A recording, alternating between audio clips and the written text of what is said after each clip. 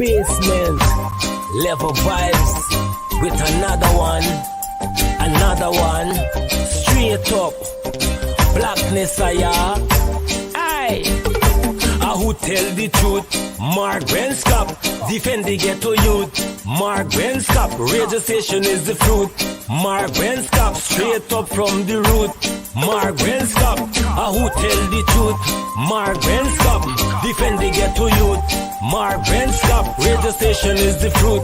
Mark Benskop, straight up from the root. Mark Benskop, I do it for the love, him not do it for no money. Straight up, him attack, educating everybody. Big up my friends and big up my family. Turn on the radio, catch the vibes, it's integrity. Straight up, Benskop stands for unity. One people, one nation, one destiny. Free up the truth in the air, even the blind can see. The deaf can hear, the dumb can talk, the cripple can walk. Boom. Who tell the truth? Mark Benskop, defend the ghetto youth. Mark Benskop, radio station is the fruit. Mark Benskop, straight up from the root. Mark Benskop, who tell the truth? Mark Benskop, defend the ghetto youth. Mark Benskop, radio station is the fruit. Mark Benskop, straight up from the root. Mark Benskop, we have to gather wrong, grab a seat and sit down, pay attention. Education, liberation, we have to stand strong. Benskop upon the radio, lively up the program. Everybody call somebody and let them turn and tune and on the radio and catch the boom song. We boom it up already, we have to boom it up again. Expose and reveal him. Who tell the truth? Mark Benskop, defend the ghetto youth. Mark Benskop, radio station is the fruit. Mark Benskop, straight up from the root. Mark Benskop, who tell the truth? Mark Benskop, defend the ghetto youth. Mark Benskop, radio station is the fruit. Mark Benskop, straight up from the root. Mark Benskop, I do it for the love, him not do it for no money. Straight up, him attack, educating everybody. Big up my friends and big up my family. Turn on the radio, catch the vibes, it's integrity. Straight up, Benskop stands for unity. One people, one nation, one destiny. Free up the truth in the air, even the blind can see. The deaf can hear, the dumb can talk, the cripple can walk. Boom. Who tell the truth? Mark Benskop, defend the ghetto youth. Mark Benskop, radio station is the fruit. Mark Benskop, straight up from the root. Mark Benskop, who tell the truth? Mark Benskop, defend the ghetto youth. Mark Benskop, radio station is the fruit. Mark Benskop, straight up from the root. Mark Benskop.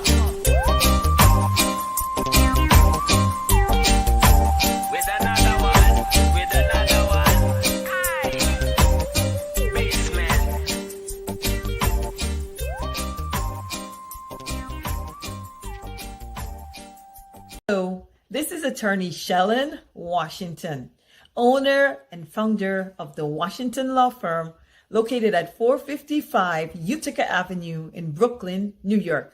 We're specialized in medical malpractice, personal injuries, matrimonial law, and landlord and tenant. If you're in need of legal representation, please give us a call today. The number to call is 718-877-3100.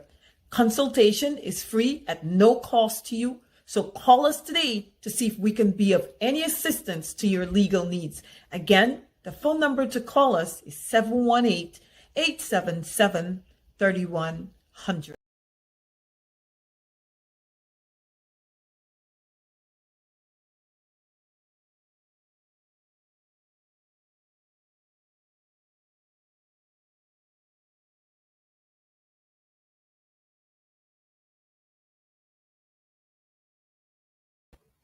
All right, good evening.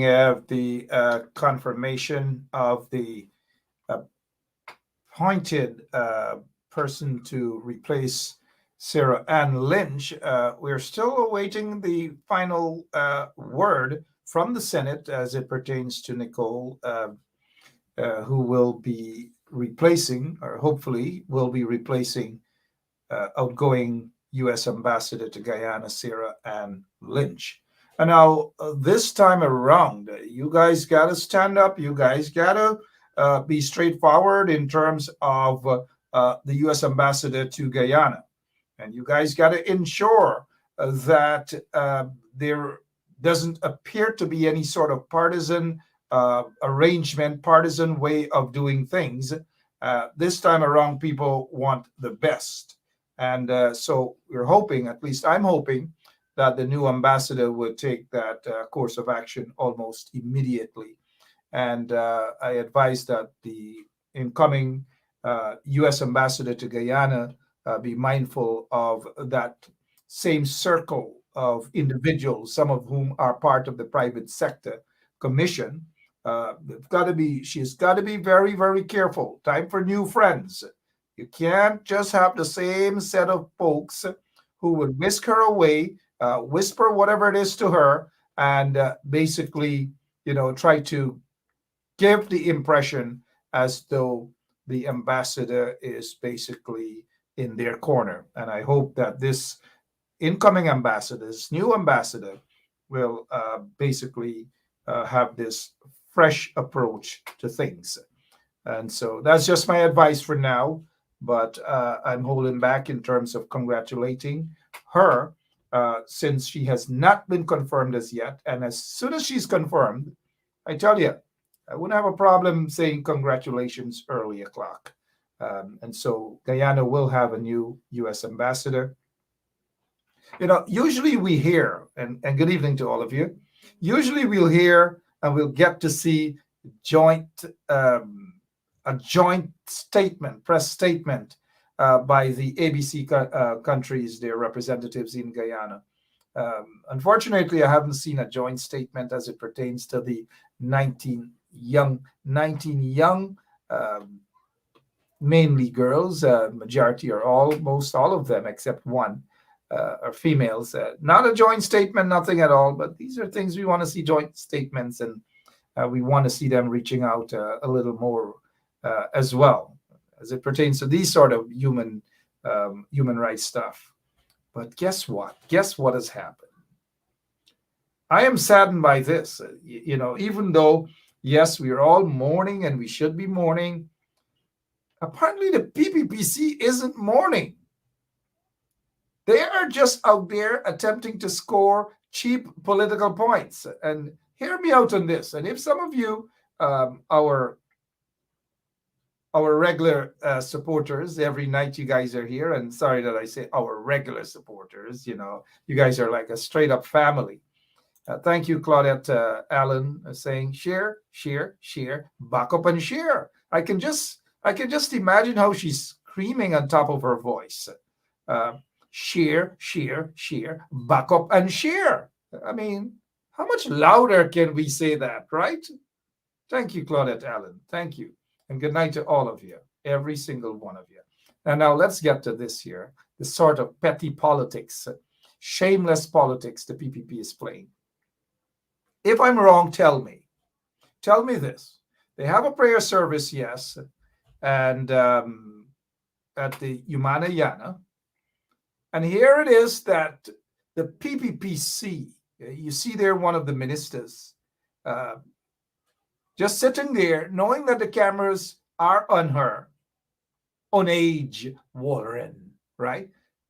God in heaven knows what she's saying to the young girls. And don't get me wrong, they need all the support.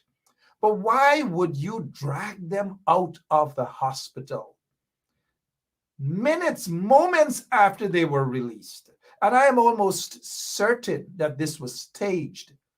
Have them released so that they can be at this function. This should have never been the case. These young girls, they need help. Not this sort of publicity at this time, not staged photo ops and these sort of things. They do not need it. When these young girls needed the help, where were people like Onage Waldron? Where were people like Priya Manik-Chan, Irfan Ali? Where were they? But now they're going to jump up, take the photo ops, try to score cheap political points from this. It is sad. That is what they're attempting to do. Cheap political points. They were never there to give these young girls the sort of help they needed. But now they're going to attempt to spend hundreds of millions of dollars, all because it suits their political agenda. They weren't concerned how these young girls were sleeping, 2, 3, or 4 on a bunk bed. They weren't concerned that the toilet or the bathroom wasn't working. They didn't, the PPPC, Oneid Waldron and these people didn't give a rat's, about these girls. They didn't care. They were heartless. They were cruel. They were cold-hearted. That is exactly what they were. But now they're jumping up in the eyes of the cameras, hoping that CBS, CNN, BBC, or one of these media houses will catch them and they will make the front page. That is what they are about. And now they're using these little girls for cheap political mileage. That is what it is all about. They never gave a damn about them. They never visited the dorms. They weren't concerned about improvement of the dorms. They weren't concerned whether the girls were getting tap water, water to bathe. They weren't concerned whether the girls were getting transportation. They weren't concerned how often the girls were getting to go home and visit their families and all these sort of things. They weren't concerned about that.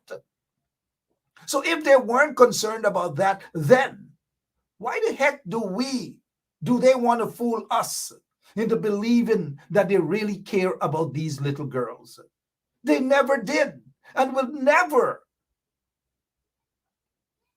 It is a shame and a disgrace. You think these little girls are in a mindset to be out there in front of the cameras? Do you know how traumatized they are? But these idiots in the PPP regime, people like Oneid Waldron and Priya Manikchan and Irfan Ali, they don't give a damn. They don't. And so they're using these little girls right now for political mileage. Hundreds of millions of dollars they're going to spend right now to show that they care. They don't care. Bloody set of hypocrites. Look, it boils me up. And I'm trying to contain myself over all these idiots. Look at Jerry Govaya now. God knows the amount of money he's making in the aviation business. He's a national security advisor. Is his aviation company getting money, contracts? Is there a conflict of interest?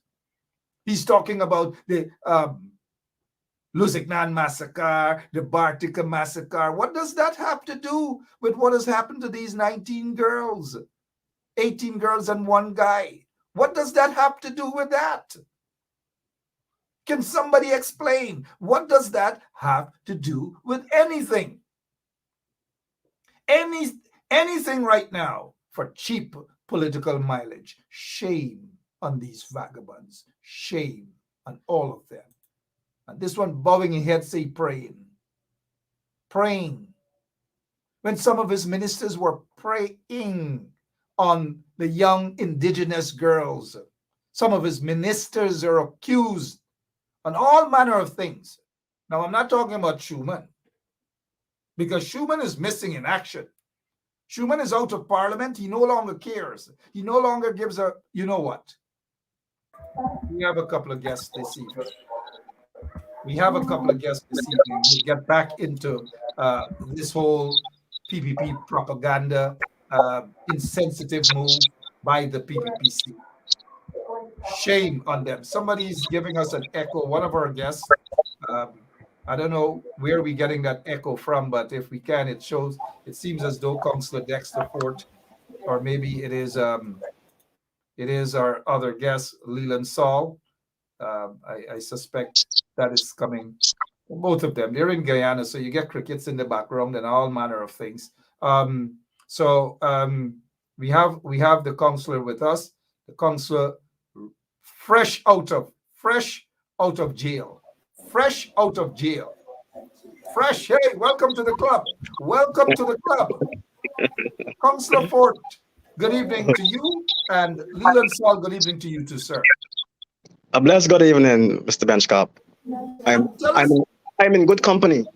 yeah, tell us, let us begin. I know you over the weekend as we are mourning, and as there's a reggae song, they said nothing, not, nothing to smile about with that reggae song. But the PPP is scoring the cheap political mileage on all of this. The PPP is not only scoring cheap political mileage, they're losing the police force to go after folks like you who are out there in the community who are campaigning on behalf of your party because you're a candidate for the People's National Congress, the APNU PNC. You are a candidate in this upcoming local government elections, but you are Correct. fresh out of the lockups. You probably rushed home, took a quick shower, and decided to come on this show to talk about your 3 days of being locked up. You're fresh Yeah. out. You're $20,000 bail. Can you, first of all, you are Dexter Forte. You're a candidate in this upcoming local government elections. You're also currently you're a counselor, right? Correct. District or which constituency are you representing? Constituency 12. Okay. For those who That's don't know North Ramsville. constituency, that area, please. That's North Ramsville, Festival City, Stevedore Postal, Lemaha Springs, Lemaha Park, Guyhawk Park, Tugville. Yes, that's the area. A big area, a A large big area area. indeed. Very large area. How many nights were you in the lockup? Well, this was gonna be my third in the exotic Ramsville lockups. So you were in the lockup there for 3 days. Yeah, 3 since days. Sunday. Uh-huh. Yeah, yeah. Let's welcome attorney Shellon Washington with us. Um, it so happened that Shellon Washington is in the U.S. Otherwise, if she was in Guyana, she would have been down there the minute you were locked up to represent you. You probably wouldn't have had to spend that 3 nights in the lockups. Yeah. So good night, Miss Washington. How are you? Good night, Mark. I'm well, and good night, everyone else, that all the other panel guests Yeah, that's tonight. Mr. Leland Saul and Councillor Dexter Ford. Now, Dexter Ford is a councillor in the Georgetown municipality. He is fresh out of the lockups. They just released him. He spent 3 days, I believe, in the lockups. You were locked up when? Friday? No, I was locked up on Sunday. Sunday. Uh-huh. Sunday, Monday, and you came out today. Correct. Tell us something Tonight. now. Let me hand it over to you.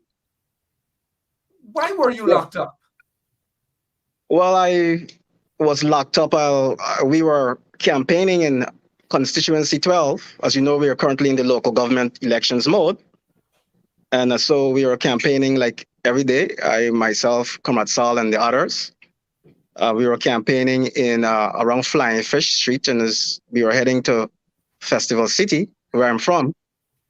And as we headed into Mittelherzer Street, we noticed a band of PPP members led by Chase Green and some others, Madam Patricia Chase Green and some others.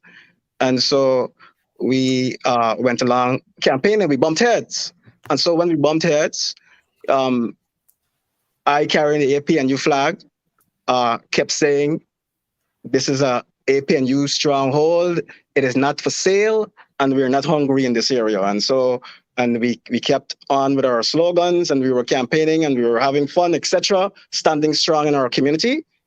And we eventually allowed them. I said to Mr. Saul and the others, let's leave them in Festival City because we don't want any issues. They seem to, there's already issues they had. They called us from when I enter into the Middle Halter Street. Of course, they would have mentioned PNC thugs, etc.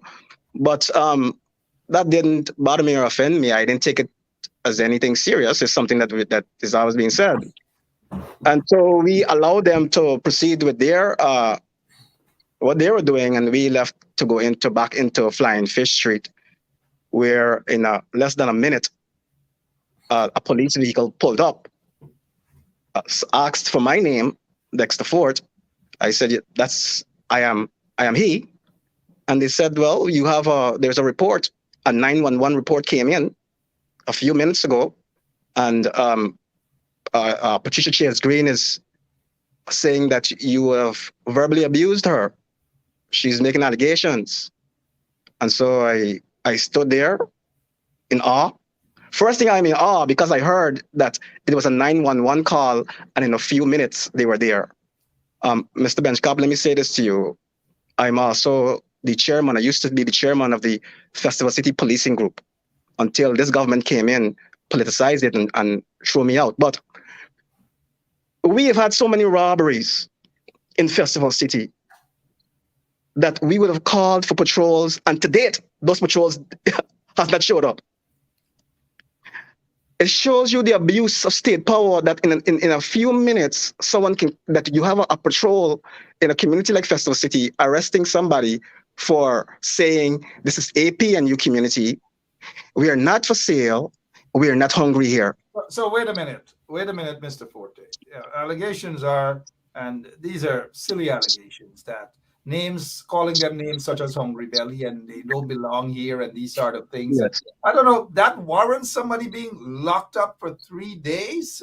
No, 3 sir. days? You're just out of the Isla Penitence lockup. $20,000 bail? 30,000, 150 US. Before you go on, and before we get to Mr. Saul, good night again, Miss Washington. Your take on what you just heard there. Mark, this is a joke, and you already know my view or the stance I take as it regards to the PPP's treatment of anybody who doesn't support their policies, who doesn't support their governance, and who is adverse to it. That makes no sense whatsoever. It doesn't fit any of the categories of a criminal act that I would, or something that would be considered criminal conduct under the Criminal Law Act. And even if false allegations are made, if false allegations are made, there are numerous people there that the police could have interviewed and asked questions before they arrest the counselor. So it makes no sense. And we know what this is. This has nothing to do with any sort of act that they're alleging that the counselor did or commit. It's more of a situation where it's a policy that is it's adverse to the PPP. The PPP are trying to infiltrate, areas that are traditionally PNC. So when they're trying to do that and they're reached with opposition from any person, this is the kind of actions that are taken against people. This has absolutely nothing to do with Councillor Dexter Fort's conduct, because nothing he says there would raise any type of questioning as it regards to his conduct under the Criminal Law Act. I don't see anything. And even if somebody, as I said earlier, makes allegations that he abused, abuse doesn't warrant an arrest unless it's physical contact. I didn't hear him say anything that allegations were made to the police that he assaulted her or he battered her. It's just words, and mere words doesn't warrant an arrest. The police 3 nights in the lockup. Yeah, the police abuse their authority by forcibly taking him into custody and then having him sit there and remain there for 3 days. Unreasonable, unjustified conduct on the part of the police. And we know that the police are their hands are heavily involved in politics, and they're controlled by the PPP. They're heavily controlled by them, and they're not sitting there to do justice. So we know what this is. This has nothing to do with there certainly are, Ms. Washington, you're absolutely correct. And to this day, there's a murder suspect out there. They can't go to arrest this murder suspect in the Fagundes murder. They can't go to arrest this other murder suspect. At least we haven't heard that he has been cleared as a suspect, Azruddin Mohammed, and this is his security, one of his security guy, Mark Richmond. They're not going to go to arrest these guys, but yet they're going to rush to arrest persons. Just mere words, an exchange of political words hungry belly. They haven't arrested Critic and locked him up for 3 nights for calling people hungry belly and all these different things. But they went to this counselor, Dexter Fort, who is out there doing his job, and they felt that he had to be arrested. They did the same in Linden. I believe there was an exchange of word between Sharma Solomon, who is a candidate, councillor candidate there for constituency 1 in Linden. They detained him for maybe an hour, 2, or probably more for the same thing. In Borbies, in New Amsterdam, they arrested another guy because he stood up for himself over Subdrinker, Barbara Pilgrim, and others there. We're seeing this thing is now becoming a pattern. Before we go to Mr. Leland Saul, I just want to show you guys a video of the kind of candidates that the PPP is attracting. The few of them, and putting on red t-shirts. You guys tell me what you see here and whether it is a laughing matter or not. I think this lady is from your hometown, Miss Washington, Linda. Just listen carefully, guys, and tell me what you think. So watch. Why on the ground? I can't see. Look, afternoon, and the one around this country, this region here. Look at it. Look at it, shake garbage, look at it. Why on the ground? Get shocked. Come on, man. We need changes. So watch. Let's watch. The wire on the ground. I can't see. Look, afternoon, and the one around this country, this region here. Look at it. Look at it, shake garbage, look at it. Why on the ground? Get shocked. Come on, man. We need changes. So watch. Let's watch. The wire on the ground. I can't see. Look, afternoon, and the one around this. All right. Several things there. The presentation. It's afternoon, but she said afternoon. So she's not even sure who she's running up against. Afternoon.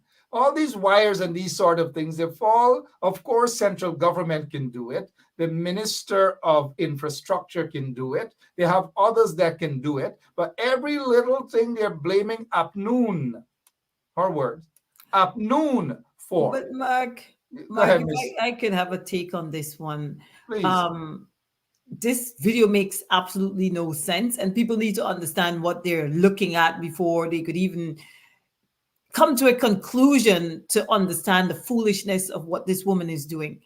Traditionally in Linden, they use certain areas as dumping site, right? Linden doesn't have a landfill, as we know, a traditional landfill site like Georgetown would have one, right? They have dumping sites in Linden.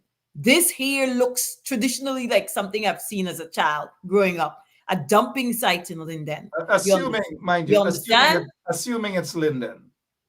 Yeah. I'm thinking you said the lady's from Linden, so I'm assuming it's Linden. I thought I heard that she is actually from there, but I'm not 100% sure. But go ahead. But if this is a Linden, if it's Linden, then I could speak. If it's not, then because it looks like a dumping site in Linden. That's what we're not even sure whether it's Guyana or not, because she did say afternoon. Let's bring Mr. Leon Saul in. Mr. Saul, go ahead.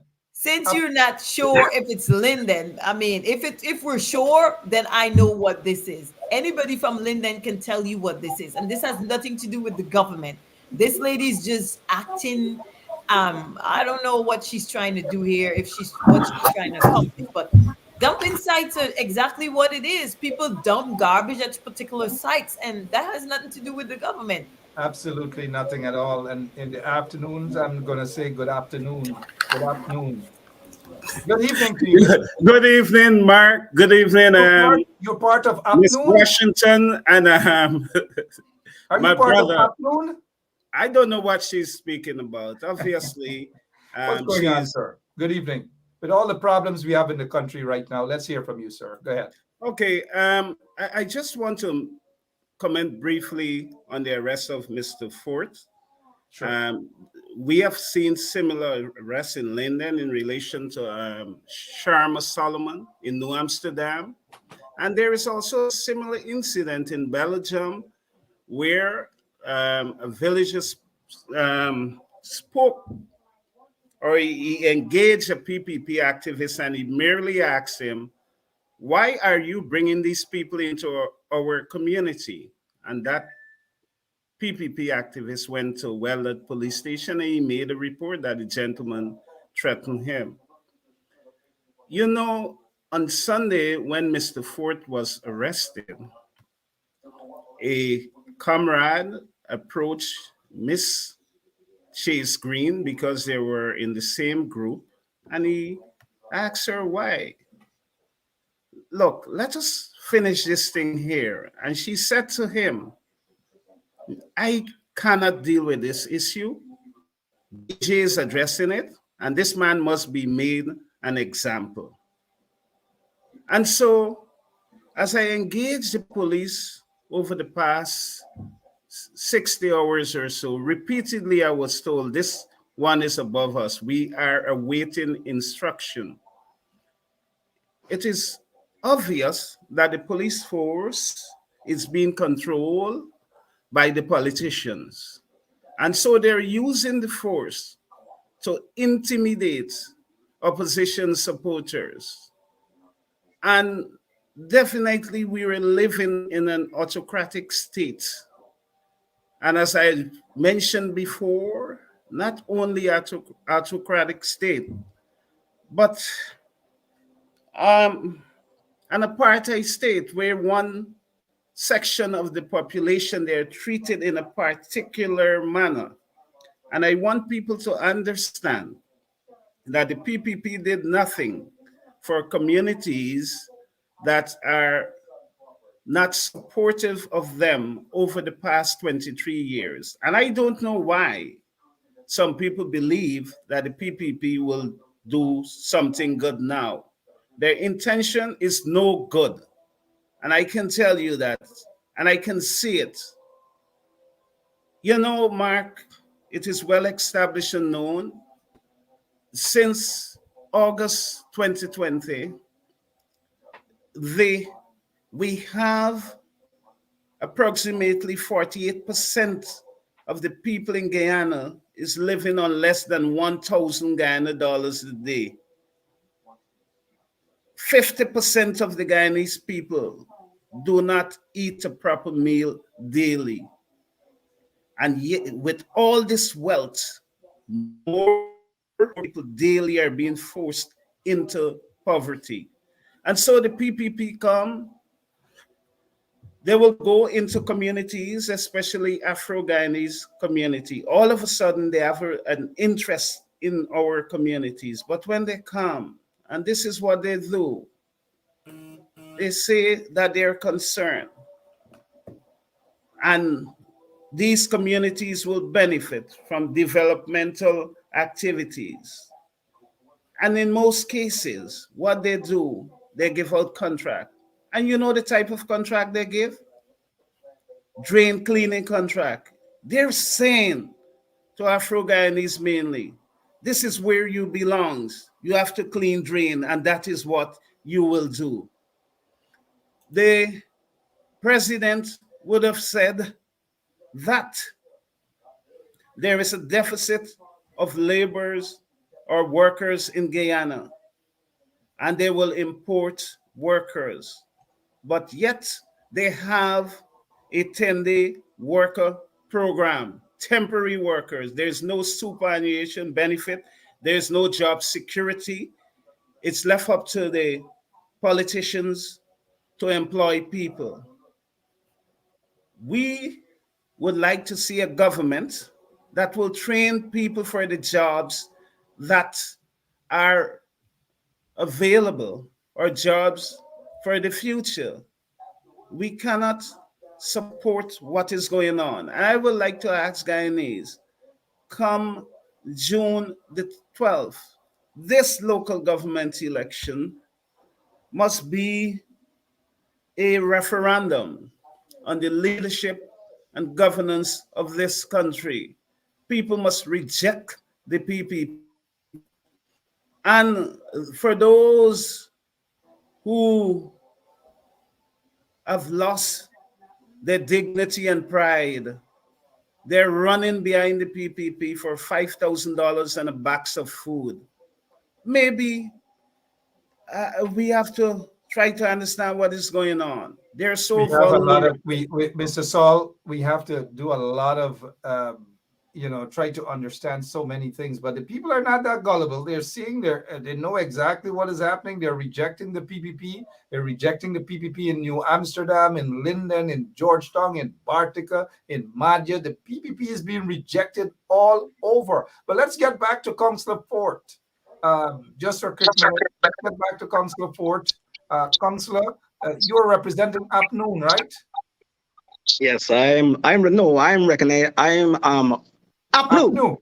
not afternoon. No, I'm not sure what afternoon or where is How does it afternoon. make you feel, sir, that the police is being used to target you guys just like that? Be brief with us on that and tell us Well, about your personally, constituency. What can you do? What can you do for your constituency if re-elected? right. So briefly, I'll state as my feelings with as far as the police. I personally, I'm fearless, and I stand on the side of my people, and I will fight for my people regardless of the pressures that's been placed by the government of Guyana. The police, based upon my assessment of the police over these past 3 days, the police are on the edge. The police are feeling that they're being used to do things that is so petty, and they cannot come out and say it. As it was said to me, that they have to follow orders, but they're in support. And I understand what it is with them, because this is a bread and butter issue with them. The PPP don't care. They do not take the order, they will fire them. I'm not saying that regardless of the orders, that because of that they should follow it. I wouldn't. But in their case, maybe they are fearful of losing their jobs. Let's take a bit here for a moment, please, Mr. Ford. This is a notice that is out, and it says, the notice that is out, it says under the laws, blah, blah, blah, that the joint services are the disciplined forces balloting. They go out and vote next Friday, June 2nd. And this is a message to all. Well, some of them are in their red t-shirts, a few of them, but the bulk of members of the disciplined services go out and vote against the PPP. The PPP is not about law and order. It is about basically dictating and controlling you guys in the disciplined forces. It's time that comes to an end. Go out there and vote overwhelmingly against the PPP regime. Go out there, all members of the disciplined forces. Go out. You see where the country is heading. It's not heading down the right path at all. But let's head back to Mr. Fort, and in about a minute or so, give us reasons, or give people reasons why they should go out and vote for you via APTU PNC in your constituency 12. And since 2018, working along with other organizations such as the Lions Club, etc., we would have built bridges, and we will continue to do things like that. We would have had many programs, reading literacy programs. We would have basically formed many community groups within the various constituencies, because you would know that you're living in a community and you have to understand that you have a responsibility to a community. You might want to do things as well, and so you need to understand. You need training and management training, etc. And so we formed a lot of groups within these various parts of the community to help them to manage their part of the community. I believe that we need to become self-sufficient, and I believe that we have to work together. There's not anything that I can do off of my own to help our constituency. Yes, we have to work together. All right, and so I'm not the constituency councillor, I'm the PR councillor, but we will be working together to deal mainly with the drainage. There's a lot of drainage issues within our constituency, and over the years, from 2018, we did very well with the drainage when our government was in power. When our government was in power, they gave the councillors the resources to have those drains cleared and maintained, etc. To this date, that is over with. Also, in our government time, I was able to do a lot as it relates to programs that touched at-risk youths, youths who would have dropped out of school, etc. And as a community police, at that time, as I mentioned, a part of the community police, I was able to know a lot of persons who are at risk. I know the areas where we needed some help and assistance, and we were able to get them skills training. And We we give them now. we saw the evidence of that, Mr. Ford. Yes, and it was excellent. I want next time around you guys move beyond just drainage. The drainage were well kept under the coalition. Kudos to you guys for that. We've got to get better libraries. We got to get social clubs. We got to get ball fields, playgrounds, and all these things we want to hear. We just don't want to stick to drainage and drainage and drainage. We become drainage dependent, so to speak. That is correct, sir. And I want to say Before we to you, get back to actually, you, Ben before Scott, we get back next to to you, let me just say again that we're glad that you're out of the lockups. Thank Let's you. get over to because you were locked up wrongfully. You're being persecuted wrongfully. And let us hope that when you, if they decide to charge, that the magistrate will dismiss the charges against you. It's a waste of taxpayers' money. But we're glad that you're out. Miss Washington, let's get over to Madia. What has happened there with those 19 children? You are, of course, a mother. How are you feeling at this point in time, having read all of the stories, the horrific things coming out of Madia? You know, it's very unfortunate what happened in Madia. I've read the news article. It seems like the fire was started by one particular young lady, and so many others perished as a result of one person being upset over a phone being confiscated. I think this entire issue highlights the need for safety in Guyana. I don't think as Guyanese we put or make safety a priority. I think safety is something that is often overlooked. There's often fires in Guyana, and a lot of times children and young people perish in those fires. I think we as a country need to do better at educating people as to how to keep yourself safe, how to safely exit a building if it's on fire, and even the mistress or I don't remember what the name of the lady is that kept the building safe. They call it mother, the mother. Even her locking the grill and leaving those girls there because she wanted to make sure that they weren't leaving the dorms to go out and socialize with older men. Even that is a problem. We have got to be smarter. We've got to think better in terms of the safety of the public, the safety. And you could see this all the time. Even the recent incident that I read about with the motorcycle accident, we often have a lot of vehicular accidents in Guyana. Safety is never a priority in Guyana. If safety would become a priority like it is in a country like here, like a developed country, I think we would have less instances of so many casualties. And I think if safety was a priority, the mother for that building, for that dormitory, would not have locked those girls in, because when she did that, when the fire started, it was impossible for any of those girls to safely exit that building, because how were they going to exit safety when the building was properly secured? You cannot secure a building without leaving an exit open, because in case of a fire, just as what happened here, they're going to perish. And I think it's a very, very sad situation. But we as Guyanese, we need to focus on safety. Safety should become a priority. Fire safety. If the mother was properly trained, she would not have locked that dormitory, because her sole intents were to ensure that the girls weren't sneaking out at night.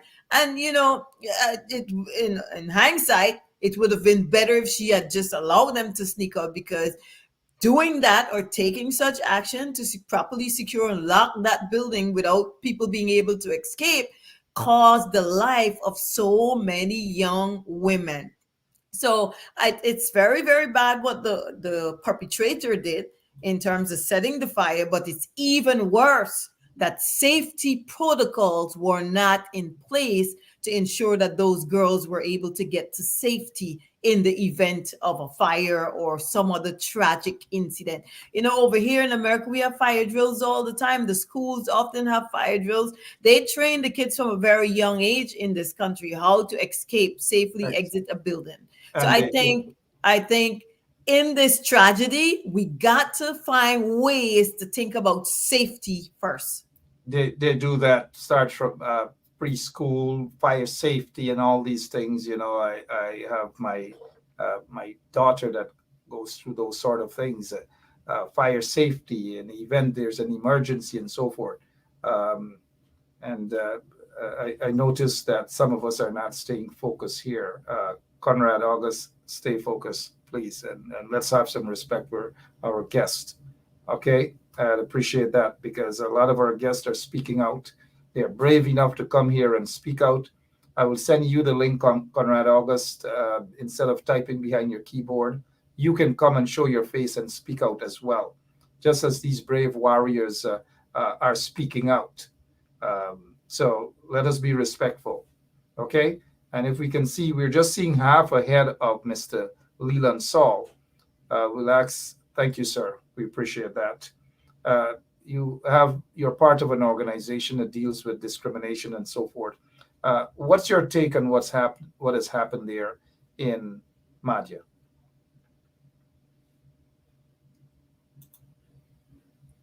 Oh, Ted, it's Sorry, go total. ahead. Mark,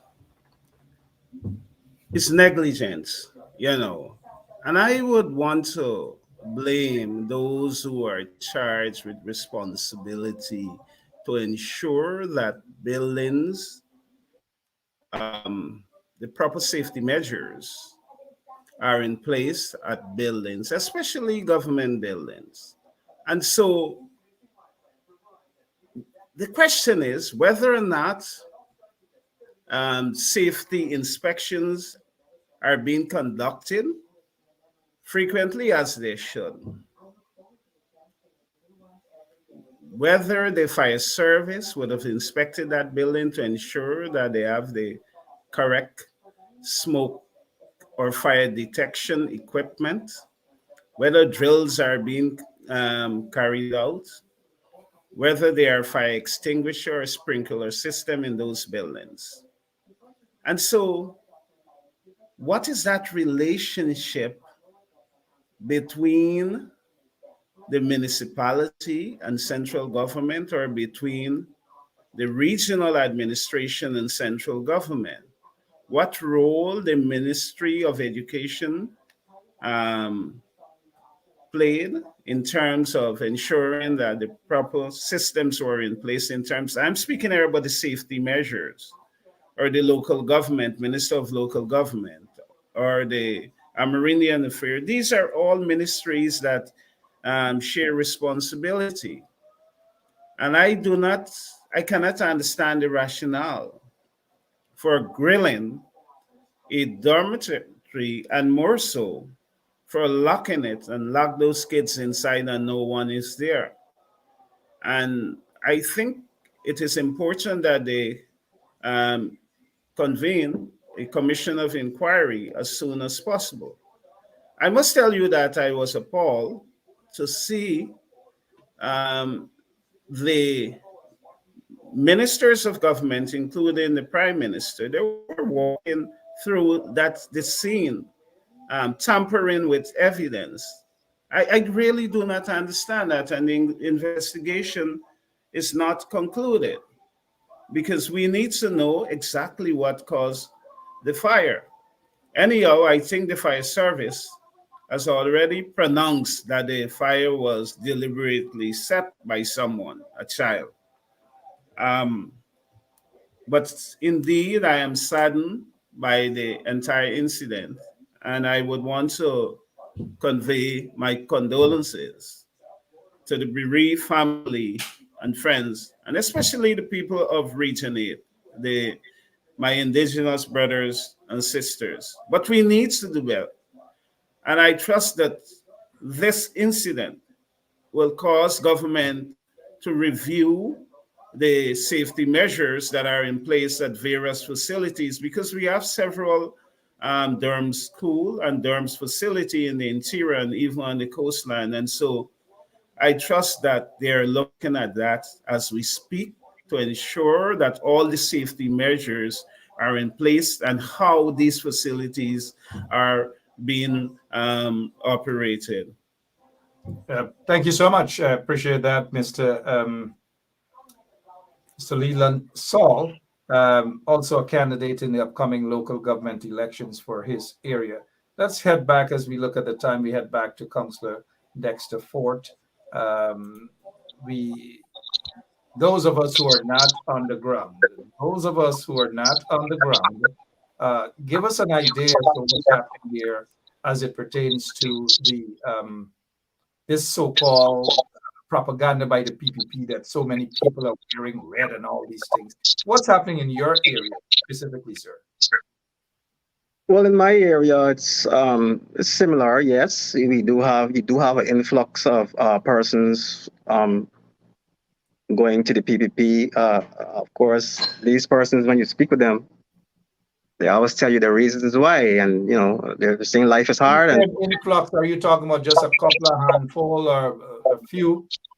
yeah, so when I said the influx, I mean it's more than how it used to be, because obviously the PPP has their hand on some oil money, and it's just it's not that Giving much money more. and fried rice, and it's just Right, basically a right, couple. So the right. influx is not like good. And most of these persons, they're not serious when it comes to community development, etc.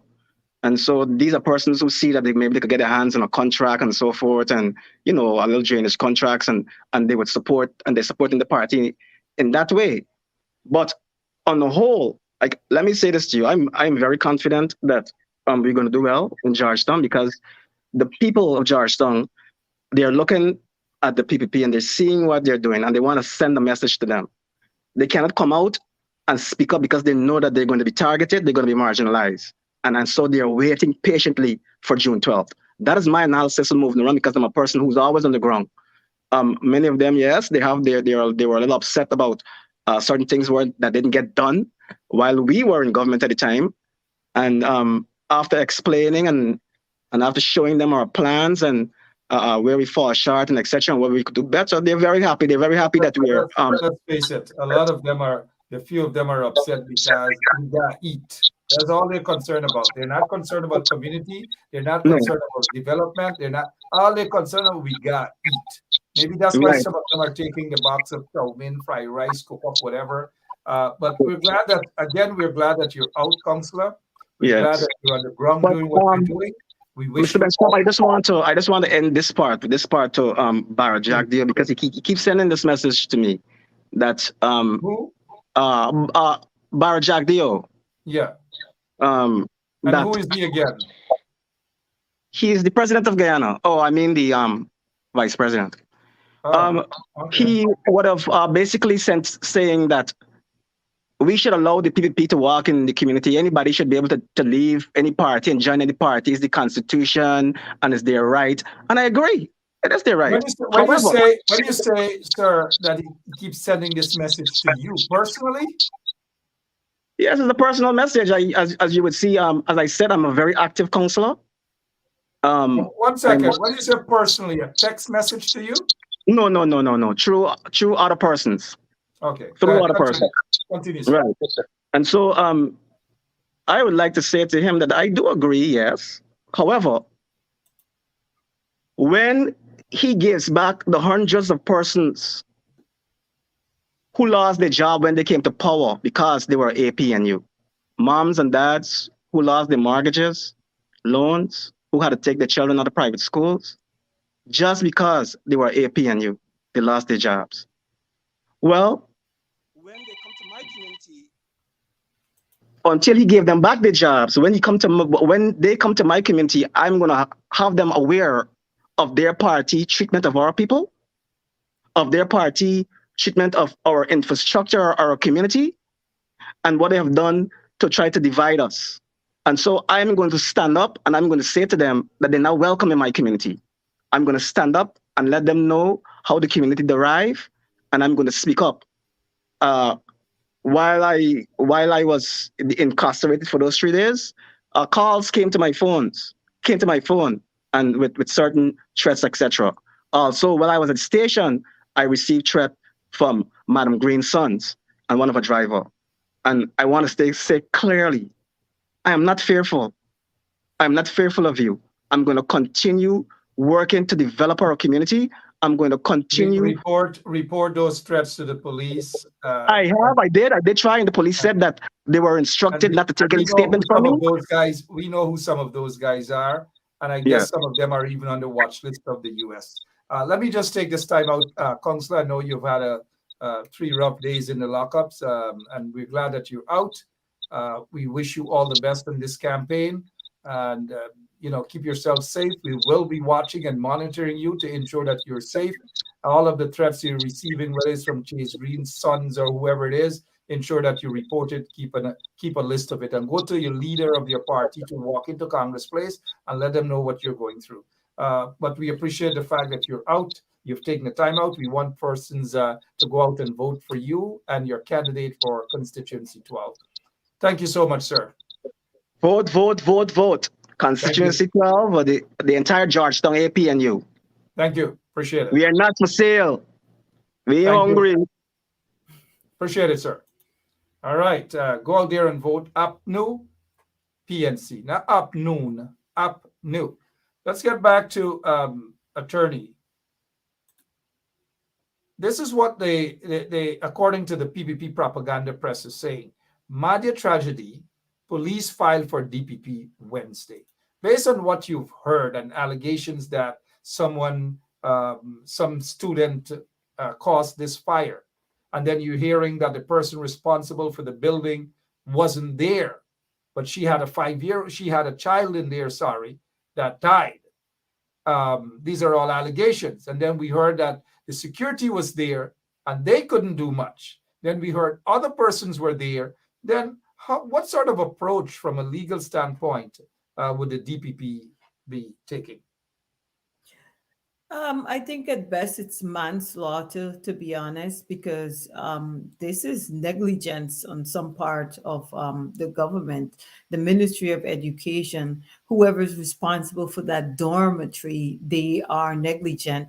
I don't think it would be safe on any level to have a building that secured where none of the occupants are able to exit or safely exit in the event of an emergency.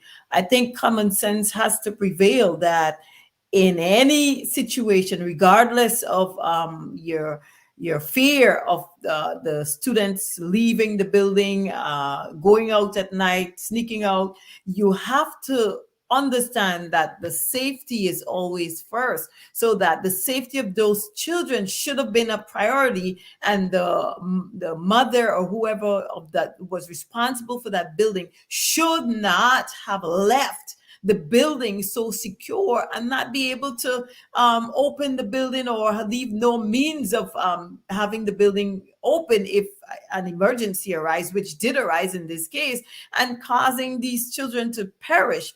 I think at best manslaughter should be on the table by the DPP, because this is negligence at its best. Negligence. It's a depraved indifference to life, because if they were concerned about those lives in there, any prudent person would have first thought that you cannot lock somebody in a building with no means of being able to exit in the event something happened.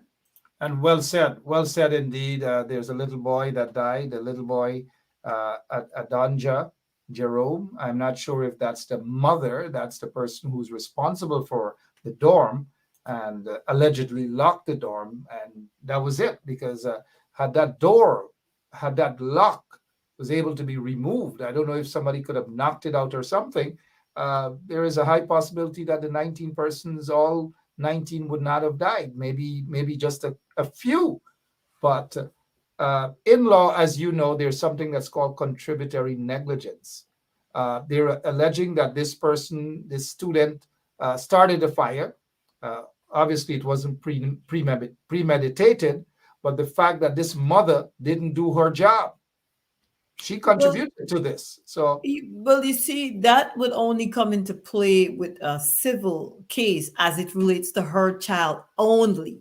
It wouldn't come into play as it relates to any of the other children, because, as you know, contributory negligence is only where you yourself is responsible for your own injury.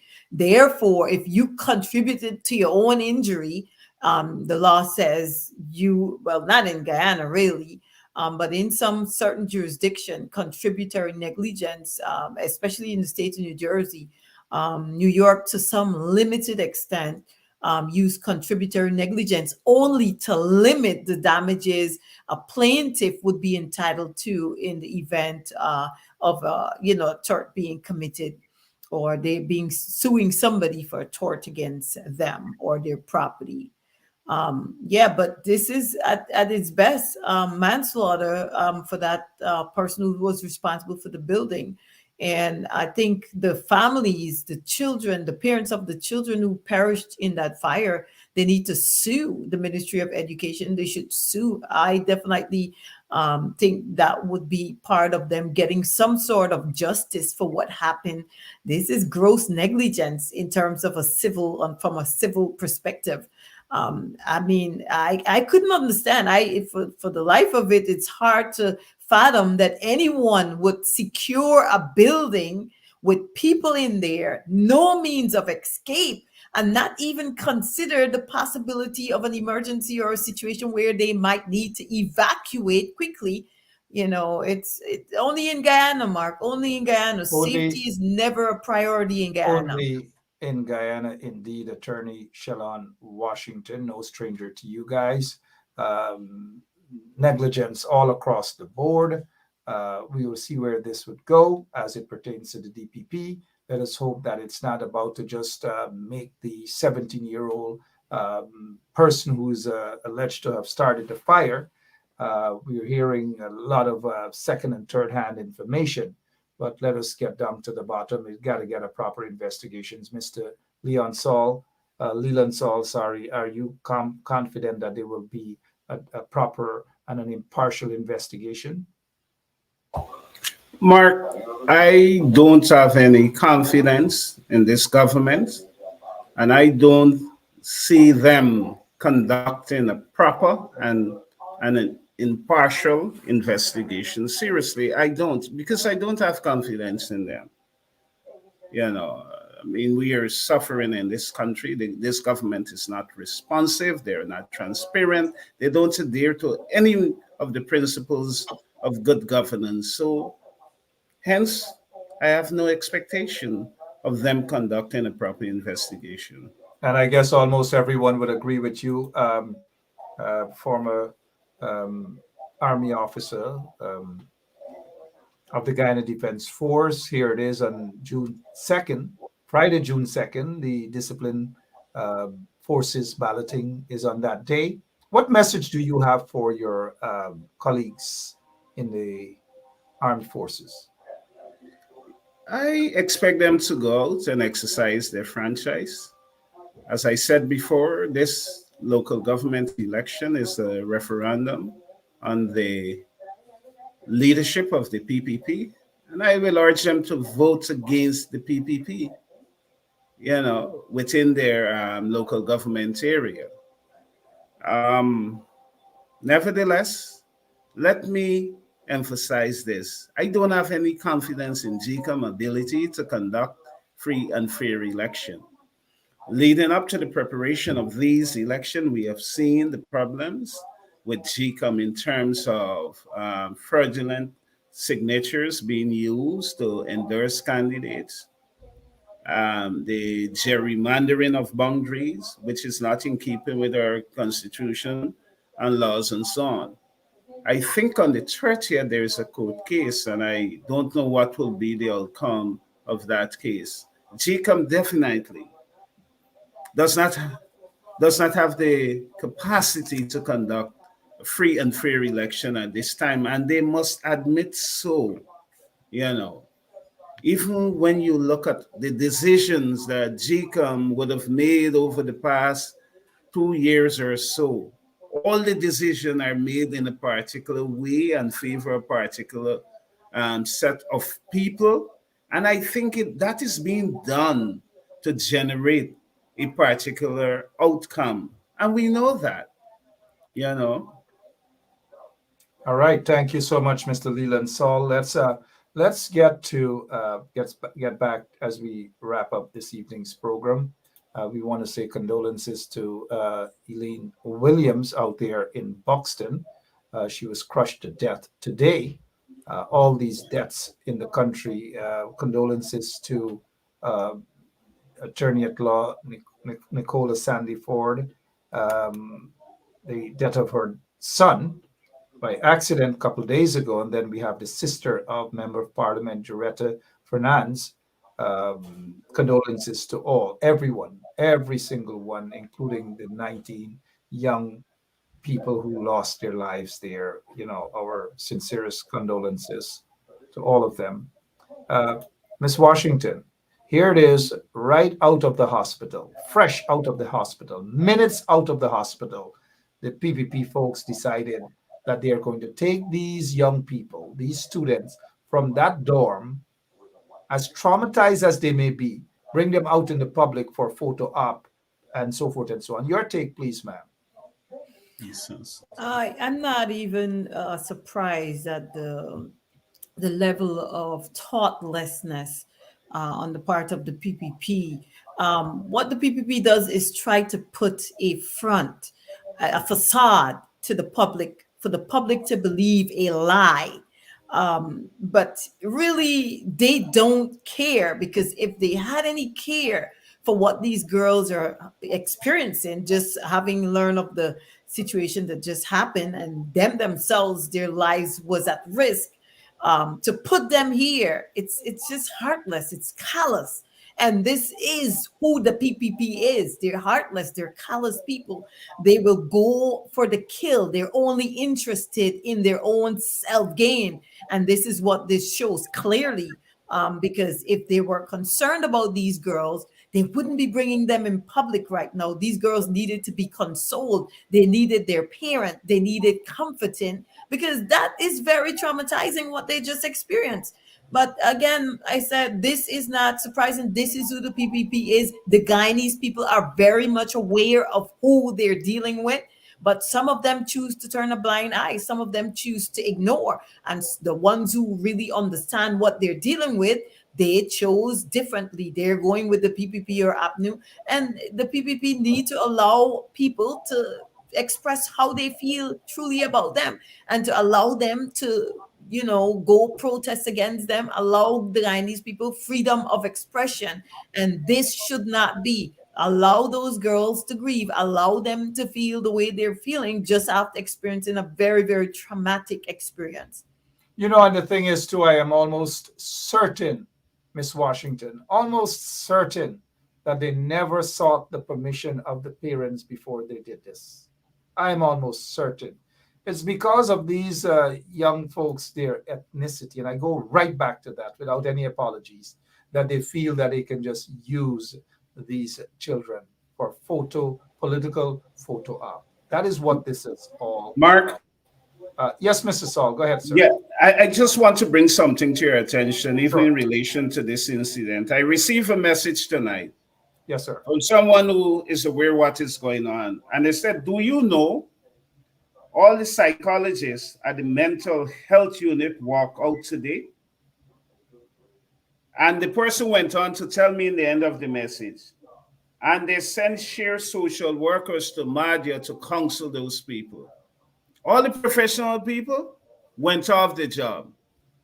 So the lowest level of person to offer counseling is within that unit. And that is what we have. Sad. Sad. And it's real sad they're going to take these kids and parade them. Right? Nobody's concerned about the psychological well-being and mental health, and you take them into that crowd because you want to show. Those kids should not be there. They're very insensitive. Very insensitive indeed. As we look for the closing remarks, very briefly, Mr. Leland Saul, of course, you're a candidate for the upcoming local government elections. Very briefly, your closing remarks, please, sir. Marta, I want to encourage people to come out across the country and support the APNU.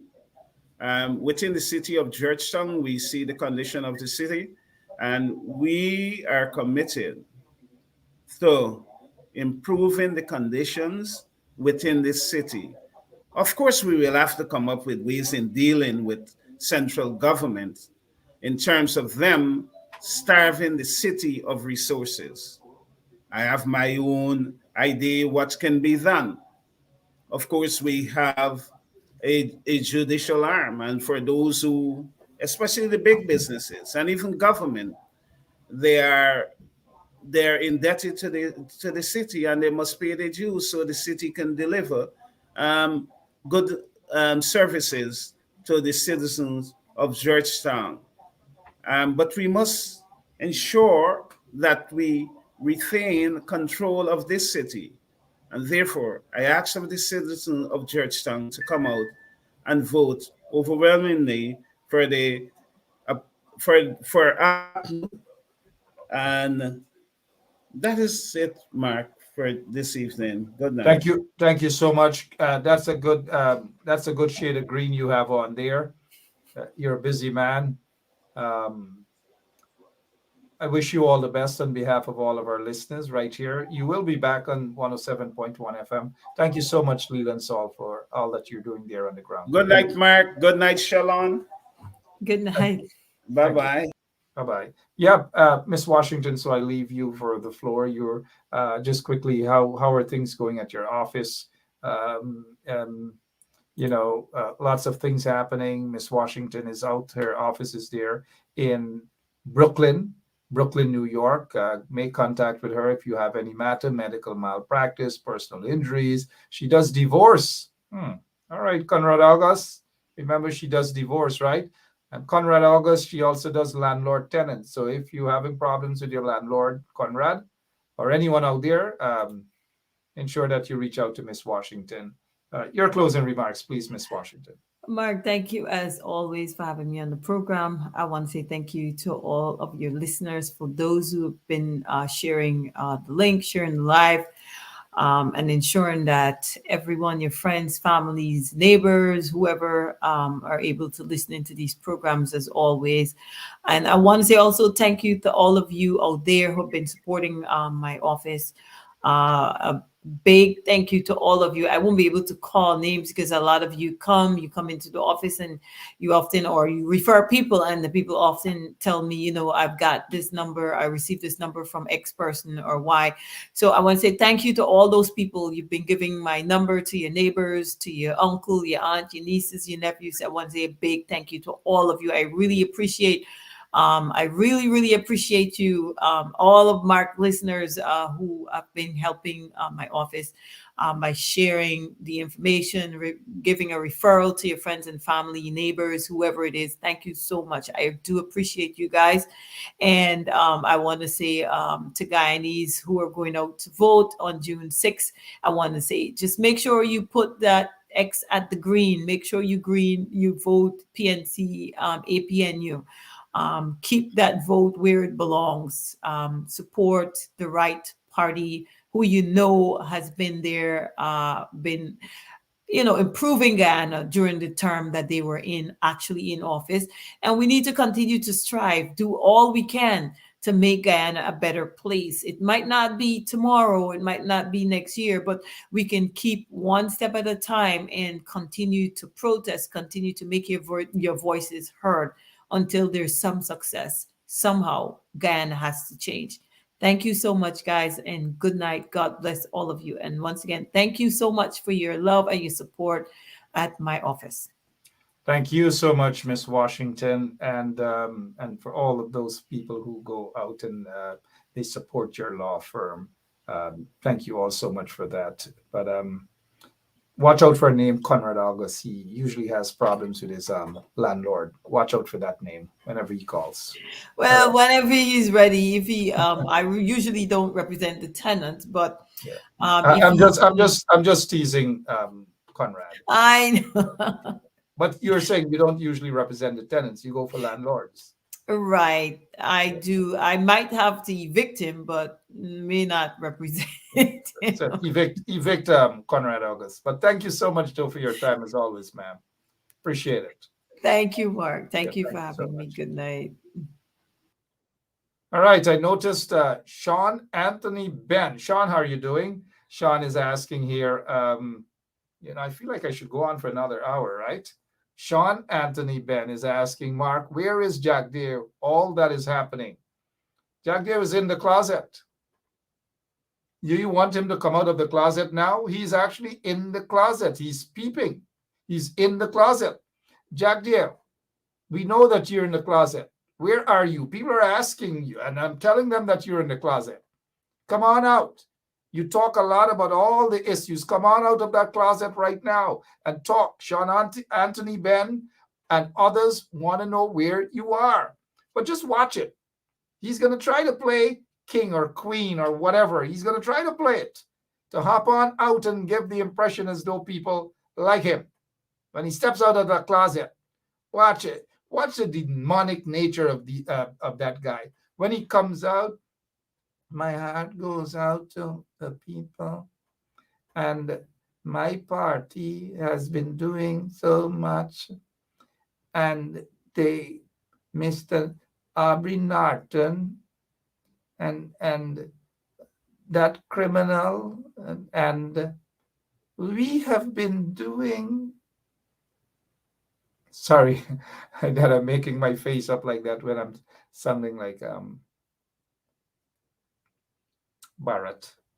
Come on out of the closet. People want to hear the nonsense, but you see, he can't speak because these people know what they have done.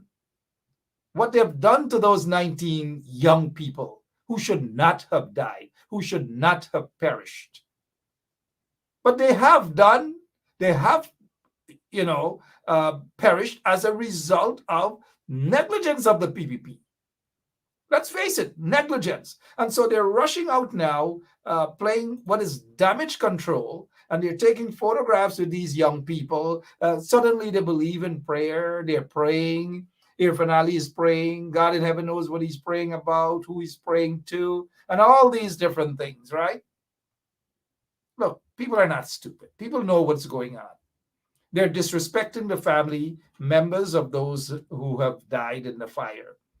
Because they're indigenous people, they believe they could swear the people there. But I do believe that they should have a lawyer. Lawyers should be speaking to the family members, not the swear from the regime.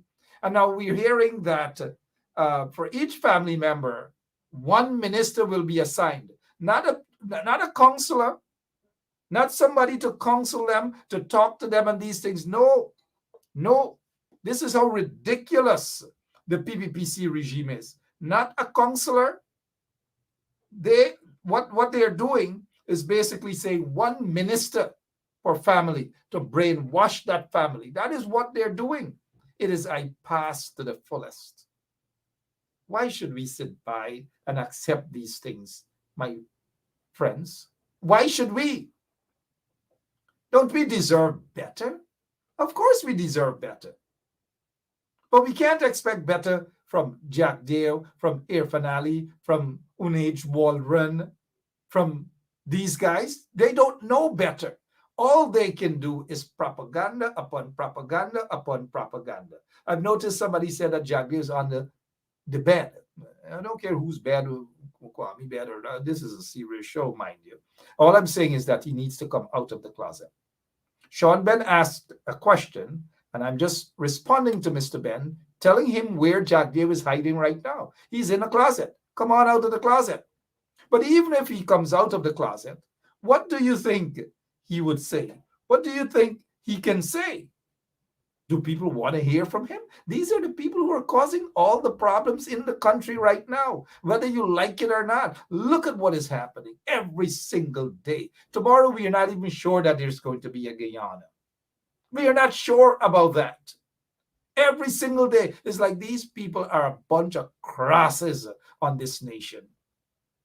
Every single day, they're stealing hundreds of millions of dollars. People are dying. Accidents upon accidents, people are burning, people are being crushed, all manner of things, man. If y'all can't see what is happening in Guyana, there's something wrong with y'all. And y'all don't have to be spiritual. Y'all don't have to go to church to see what is happening. It is right in front of the eyes. We're seeing it every day. Look at the kind of people that they're giving red t-shirts to go and represent them. saying that they're PPP. Listen to them. It's like it is demonic. It's the same audio message from them. We gotta eat. We gotta eat. We gotta eat. Right? That's all they're saying. Nothing other than that. Nothing that could develop the communities, nothing that could develop the township, whether it's New Amsterdam, Corriverton, Linden, or Georgetown, Bartica, Madia, or wherever. Nothing at all. Nothing that makes sense other than we got eat. And then the other one, Crapo one from New Amsterdam, sorry, I got that wrong with my bottom teeth before. And she was a mayor. She was a member of parliament. She has done nothing for the community. Absolutely nothing for the tongue of New Amsterdam. Sorry that I'm sounding like Trump there from absolutely nothing. She has done nothing, not even in a bigly way. She did nothing for the African people. Absolutely nothing. She's a waste of time. All of them are a bunch of waste of timers. And so who is it that the PPP is fooling? Who is it? They're not real government. They can't govern a country. They have no proper policies. They have nothing in place. Look at what they have done to the people, those young people at the dorm. If they had taken care, good care of those kids, not only at that dorm, but throughout the country, for 23 plus years, they have neglected all our young people. All of our young people, the technical schools, the training schools, and all manner of things. They didn't give a damn about it. And somebody, Mr. Fraser from out there, mentioned that the David G school buses, they're pushed to the side. They don't want anything to do with it because they're vindictive. It would have been able to save lives. It would have been able to take in kids from where they reside all the way to the schools. But no, because of vindictive politics on the part of the PPPC, on the part of the corrupt PPPC. That is what they're doing. And so for them to have spent $10 million to fix the problem, for them to have spent $10 million to put another security there at the school, for them to spend another or whatever, some money to have not one mother, I don't know, they call it mother, but to have two mothers or three mothers to look after those 50-something or 60 students at that dorm. That they ram those little kids into that dorm, lock them up like hogs. And then those 16 and 15 and 17-year-old girls, what do they expect? The girls can't be locked up at 4 o'clock in the afternoon till next morning like animals. People want fresh air. They must be properly supervised as well. Look, show you how sickening the country is being run right now by these sick people. Mentally deranged people in the PPP. Now we're hearing the girls them gone out and they want man. Look, I was informed one, 10, 11 years old, I was hustling, right? Girls at those ages, you get your little somebody like you and you like them. It starts very young. But if we're not monitored, properly monitored, what do you think going to happen? It takes a community, it takes a village to do the monitoring. We can't depend on the PPP because they don't believe in that. They don't believe in our young people. They don't believe in females unless they can use our young people. Some of them in the PPP, they're pedophiles or pedophiles or whatever you say. Some of them abuse little girls, they abuse boys. So they don't care.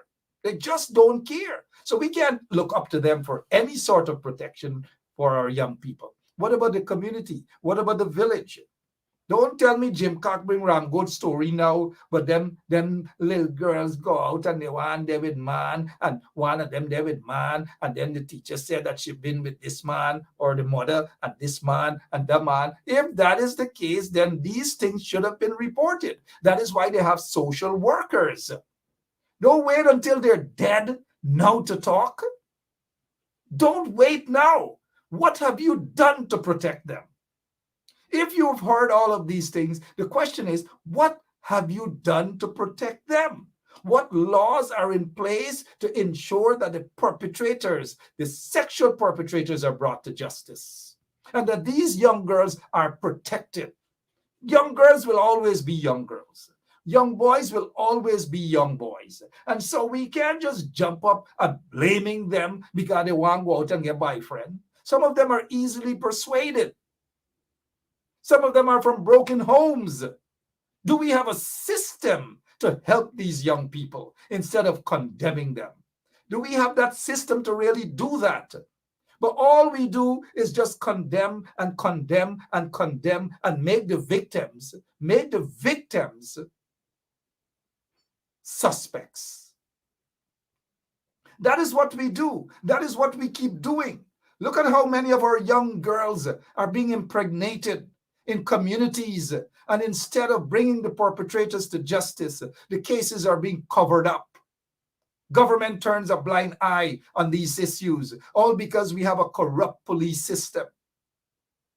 And then when little girls are impregnated within a community, some within the community cover it up also. Some in the police force cover it up also.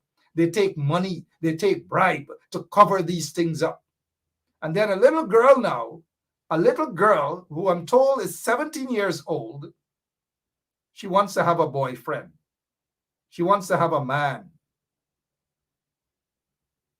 And then we are surprised by these things. The system has failed these young people. The system has failed that young girl who was allegedly fighting for her phone, all because she wants to text some man, allegedly, mind you. Our system has failed these young people. The PPP has failed these young people. We have a broken system. And talking and debating about the girl and she has a man and these sort of things. She's 17 or 16 years old. What do you want her to do?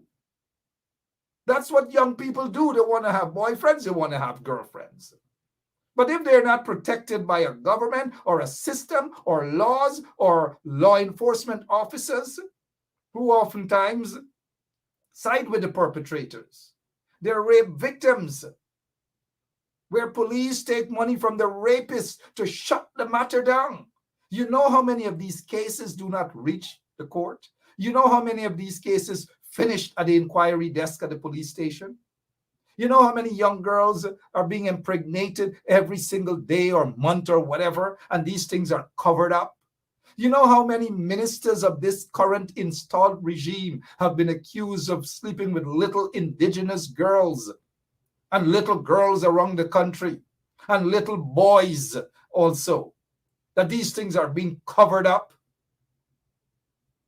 We've got to change the system, and we've got to elevate this debate, because if we don't change the system, and if we don't have a proper police system that deals condignly with these perpetrators, these big men who interfere with little boys and little girls, who impregnate little girls, who rape little girls, if we do not have a system that deals with these individuals, then it is not going to stop. Then we will be back again having another discussion, and then we change the focus from the real perpetrators, which is the system, the government of the day that has a broken system because they're all complicit in these sort of crimes. And then we blame the little boys and we blame the little girls. We all have kids, or most of us have kids. If we don't step in as parents and play our role, or if the village members of the village do not step in to assist with that as well, everything is broken. And if they come from broken homes, some of them, and the community is broken, the system is broken, the government is broken, where would they be turning for help? Some big man could step in and swar a little girl for a little phone, a little this, a little that. She doesn't know that she's being swar because there's nothing there to inform her about these things. Absolutely nothing. The blame game has to stop. The buck stops at the doorstep of the government, the installed government, or whomever is in government, whenever these things happen, they ought to take full responsibility, not the blame game of a little girl who allegedly wanted a man. And if in fact this story about her allegedly burning this place down because of some man, we have to find out who the man is. We have to find out how long she has been dating this guy. And if there's another crime that was committed that is called statutory rape, then the law needs to address that. The law enforcement officers need to address that as well.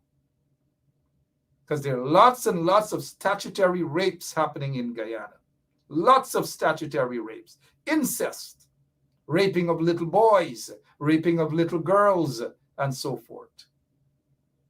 It has got to stop, my friends. It has got to stop. And all we're seeing right now is the political prostitutes in the PPP just wanting to score cheap political points. That's all they want to score. They're going to spend hundreds of millions of dollars to get exactly what they're looking for, to achieve what they're looking for, which is cheap political points. They're going to be in photographs with the young people. They don't care how traumatized these young people are right now. They don't care about that. All they care is about themselves and scoring cheap political points and taking photographs with these young people so that people could look around and say, oh, look at these are babies. Look at them. They're lost. They're confused. They need help. That is what they need. Not be placed there for political props. And the crocodile tears from these folks like Onage Waldron and Irfan Ali and Mark Phillips and all of them. They need help. Shame on the goddamn PPP. Shame on them. They have no goddamn shame. My heart goes out to those young people. My heart goes out to all of the young people throughout this country. Because not only family members, not only these young people are traumatized, young people throughout the country are traumatized by that horrific incident. We need to set better example for our school children. We can't have them being visited and we cannot have them visiting persons who are wanted by the US for various crimes and allegations of various crimes. We can't have that in our society. We've got to be better. We've got to do better. And that is why Guyana needs a better government. I've got to go, guys. I've got to go. God bless you. Sorry that I carried on and I carried on and I carried on, because not only do I feel the pain of those parents of those 19 folks who lost their lives, I've experienced it. So I know what it's like. I know what they're feeling, how they're feeling right now. At least they get the opportunity. They're not seeing their loved ones, but at least they got the opportunity to give them a proper and a respectful send-off. That the PPP regime with taxpayers' money, and I don't mind taxpayers' money being spent for that, but now they're spending hundreds of millions of dollars, taxpayers' money, to bury 19 young people. When they had that opportunity to spend $1 million or 10 million to protect them, they didn't do so. But at least we will see that they will have a respectful send-off. At least the PPP denied me that opportunity to even stand over my son's casket and give him that last respectful send-off. So who feels it knows it. I know exactly how those parents are feeling right now. for those 90 students who died in that horrific fire. Shame on the PPP. Shame on all of them. I love you guys. I'll be back tomorrow. Same place, same time. God bless you. Have a good night. We've got to do more than just praying for Guyana. Guyana has been in mourning state since August 1st, 2020. We've got to do something about it. Have a good night.